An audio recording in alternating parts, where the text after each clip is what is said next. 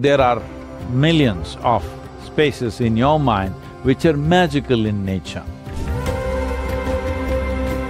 In our brain, there are millions of cannabinoid receptors. Consciously producing these experiences from within, your mind opens up to various possibilities. This is about realizing being human itself is super.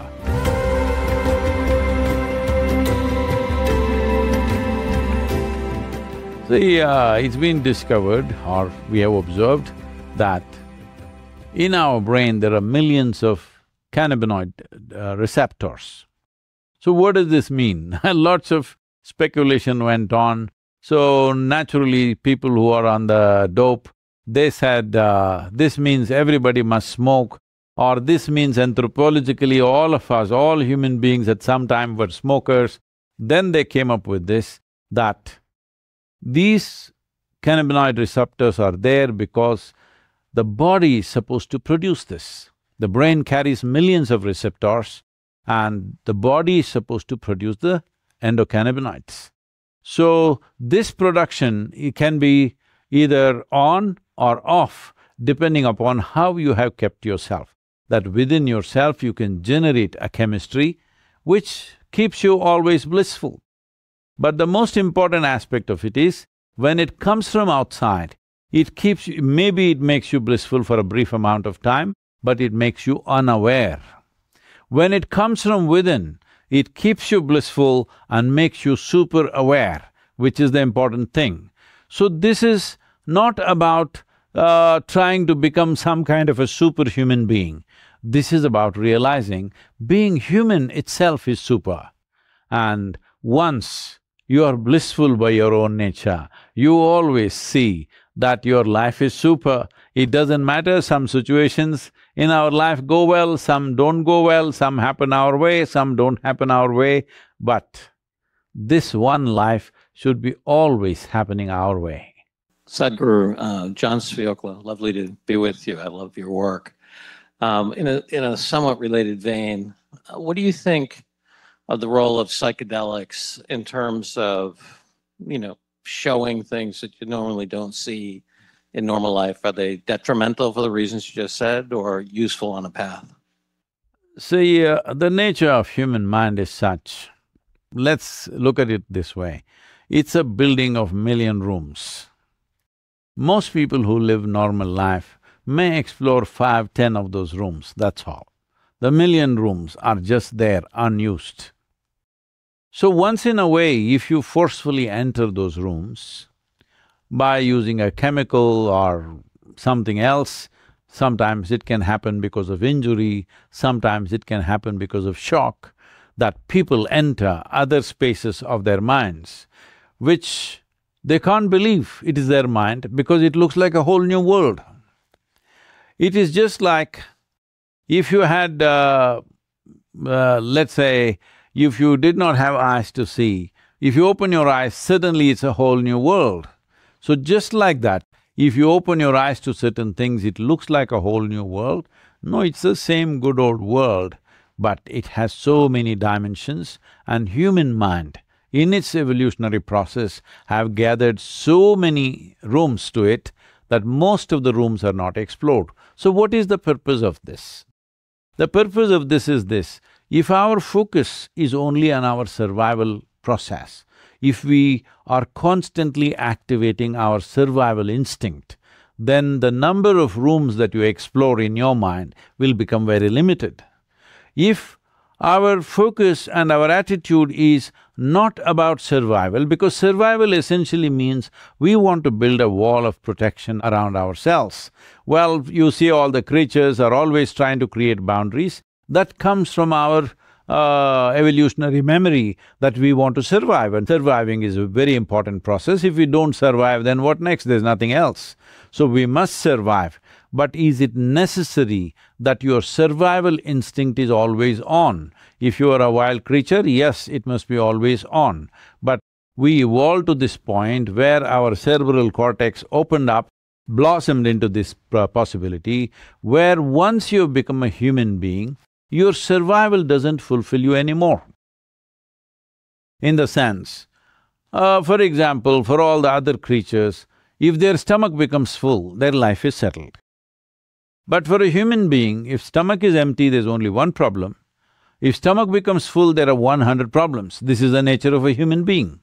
Because for a human being, life does not end with fulfillment of survival requirements. In fact, life begins only after survival is taken care of. This is the nature of a human being. And no matter where you are, in what position you are in your life, you want to be something more than who you are right now. If that something more happens tomorrow morning, once again you want to be something more. So something more, something more, something more goes on. If I make you the CEO of one galaxy, you will say, I want to… what about the other galaxies? So, this is how human nature is, it wants to expand in a limitless way. When we say expand in a limitless way, we want to expand into our infinite nature. So can anybody count 1, 2, 3, 4, 5 and get to infinite nature? No, that's never going to happen. So the important thing is to be able to distinguish between our survival instinct and longing to expand. Our longing to expand infinitely is finding a constipated expression, which we call as ambition or, desires and things like that. Essentially, it is a very small expression of this longing to expand. This longing to expand, if you make it a conscious process within you, then you will see your survival instinct will come down to its minimum levels. When that happens, your mind opens up to various possibilities. In many ways, this is what these chemicals are doing. It puts down your survival instinct to such a level. There have been cases people have left off mountain peaks, tall buildings and things like that, because their survival instinct is gone. They cannot even understand that if I fall off this, this is going to end my life. So because survival instinct has come down forcefully, not consciously.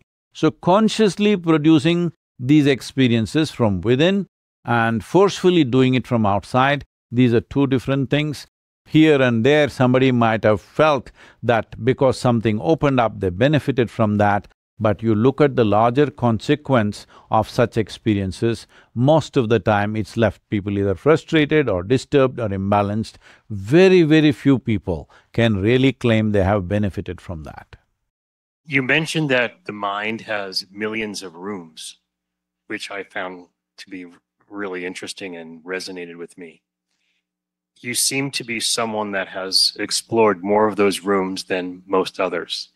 Can you talk about some of the rooms you explored that others may not know about? Wow. I have this reputation of being logically correct. Don't try to take it away from me now. Because, see, what you call as logic, which is very important, it is like the foundation. If you don't build a solid foundation, then you can't build anything else on top of it. But you need a solid foundation. This is what is wrong with a whole lot of people who think they are into mysticism or occult or spirituality, that they don't have a solid logical foundation, they become hallucinatory. And if you believe hallucination is an exploration, no, it is not. Hallucination is your attempt to cross the line of sanity, and you may succeed, that is the whole problem. So, logic is the foundation, but we cannot live in the foundations. Well, of course, in United States, if you live in the foundation, it's called basement, but in the rest of the world, it's called a dungeon. So you can't live in the foundations, you have to build a superstructure. So there is logic, but on the surface of life, if you look at it, everything is logical, everything falls into logical patterns. But if you look at life little more profoundly, then you find nothing subscribes to logic. Everything, has a magical element to it. I'm using logic, magic as a thing. Let's say anything that's not logical is magical. If something happens here which you cannot logically figure, generally you would think it's magical. So there are millions of spaces in your mind which are magical in nature. But now we are speaking. When you speak, you will use a language. When you use a language, it has to be logically correct. If I say something illogical, you will think I've gone crazy. So I will not take that risk right now. You come if you want to explore, we can set you up on something.